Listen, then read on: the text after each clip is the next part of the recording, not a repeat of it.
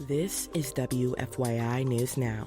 It's June 11th, and I'm Abriana Herron. On today's show, the Circle City Readers Program gets funding through December. A Northwest utility works to repair a seawall near its Michigan City coal plant. And a protest formed at the Indianapolis Airport after President Donald Trump's travel ban took effect. There's a different vibe now, and it's scary. So, people were scared then, we're scared now, and really it's just discriminatory, this ban, it's unnecessary, it doesn't keep our communities safe. Those stories coming up, but first. The Indianapolis City County Council meeting Monday night was packed and contentious. WFYI's Jill Sheridan reports debate on a $27 million spending package was overshadowed by the fallout of a sexual harassment investigation. Lauren Roberts was the first woman to accuse former Mayor Joe Hogsett, chief of staff, of sexual misconduct. The independent investigation found Hogsett's office legally compliant in its response. But a statement from a lawyer representing Roberts and Caroline Ellert said the report was incomplete and did not include relevant text messages sent to the women by Mayor Hogsett. Roberts spoke at the meeting and said she's been silenced for too long. Outside of manipulative backroom conversations intended to manage survivors and keep us out of the way of your political agenda. Please don't interrupt me. No. Council members cut her to time and she was forced to leave by officers. They eventually voted to hold back some of the funding that would have paid the firm in charge of the investigation. In the end, the $27 million spending proposal was passed and includes money for roads, snow removal, urban forest, and cultural districts. I'm Jill Sheridan. You can read more on this story at WFYI.org. The Circle City Readers Program is now funded through December. The Indianapolis tutoring program started in 2023 with federal funds from the American Rescue Plan. That money is gone. City officials stepped in to continue the initiative until the end of the year.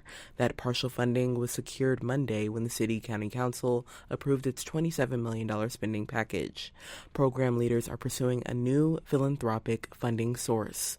More than 500 children in kindergarten through third grade participated in the tutoring program this year.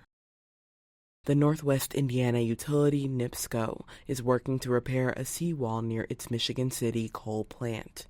Indiana Public Broadcasting's Rebecca Thiel reports activists worry the wall could fail, sending coal ash into Trail Creek and Lake Michigan, the water some residents in the region drink, swim in, and fish. For years, activists have urged the utility to remove the coal ash it used to fill holes on the plant's property. An inspection last year estimated the steel wall that borders Trail Creek would only last 5 to 8 years without repairs. NIPSCO is working to restore the wall, but Ashley Williams with Just Transition Northwest Indiana says the group has concerns about the repairs, both that they could disturb the polluted sediment and that they're not enough. We see this as more of this temporary Band-Aid to what ultimately could be this imminent crisis at the plant if indeed there's a full-blown rupture. Just Transition wants NIPSCO to test the water and sediment in Trail Creek throughout construction and at least a month after it's done. The utility says that testing isn't necessary. For Indiana Public Broadcasting, I'm Rebecca Thiel. NIPSCO says there isn't any coal ash on the part of the property near the Trail Creek seawall, but a 2018 report shows there used to be a coal ash pond there that was closed in the early 70s. NIPSCO didn't provide anyone for an interview. It says repairs to the seawall should be finished by the end of this year. And for our final story today, President Donald Trump's travel ban on 12 countries took effect Monday morning.